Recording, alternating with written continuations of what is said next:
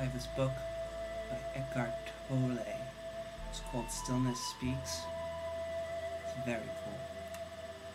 It's got all these short little sayings in it that are very, I guess, somewhat enlightening. Let's see if I can find it. I'll read it to you. When each thought absorbs your attention completely, it means you identify with the voice in your head. Thought then becomes invested with a sense of self. This is the ego, the mind-made me. That mentally constructed self feels incomplete and precarious. That's why fearing and wanting are its predominant emotions and motivating forces. When you recognize that there is a voice in your head that pretends to be you and never stops speaking, you are awakening out of your unconscious identification with the stream of thinking. When you notice that voice, you realize that who you are is not the voice, the thinker, but the one who is aware of it. Knowing yourself as the awareness behind the voice is freedom. Very deep, but also very true. When you live through the ego, you always reduce the present moment to a means to an end. You live for the future, and when you achieve your goals, they don't satisfy you, at least not for long. When you give more attention to the doing than to the future result that you want to achieve through it, you break the old egoic conditioning.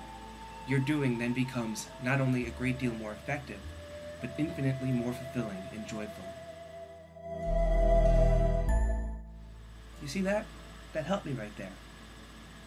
Because I'm making the video and I'm thinking about what I'm gonna put on YouTube. And like, I'm not present in what I'm doing.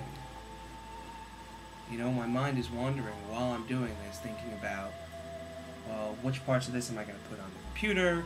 You know, what am I going to keep? What am I going to delete? How do I want it to come out? What do I want to say?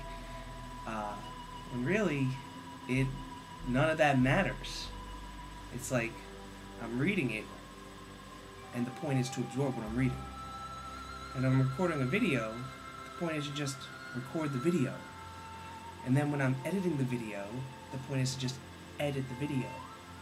You know, to be completely there in what I'm doing. And not be worrying about what people will think when I post this. Or, you know, what I do on the computer is going to be interpreted. You know, because that's part of my problem.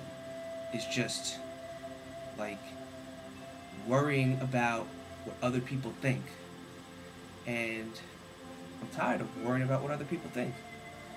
I just want to be me and not have to worry about that stuff.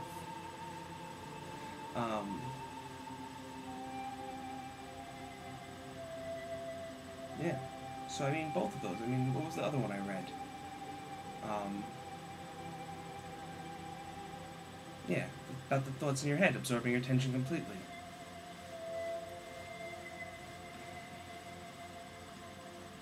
I mean, it's so true. It's like, you know, I get lost in what I'm thinking about. You know, I'm thinking about this and that. You know, what's coming tomorrow, my responsibilities. You know, but what about enjoying what's right in front of me? What about seeing the beauty in the world? It's like, if I'm lost in the thoughts in my head, then how can I really be present in the moment? And how can I, you know, really be wherever I am? You know, if I'm lost in my head, then I'm not where I physically am. I mean, yeah, I'm not where I'm physically am, but, you know, like, I'm totally identified with the thoughts. I'm not aware of where I am in the present moment. And I don't know. That's some words of wisdom from Don. To Just Be D, which I'm sure is a confusing name, because I'm sure a lot of people read it and they're like, to just bed? What the hell does that mean? To Just Be D. So, some of that. We'll see if I actually post this. I really should, because that right there is me being me. You know, I love thinking about that shit, I love talking about it, and I love forgetting it. You know? It's one thing to read it and think about it and interpret it and talk about it, but the main point of it is to kind of forget about what I think about it and just be present. Anyway, that's all I got for now. Peace.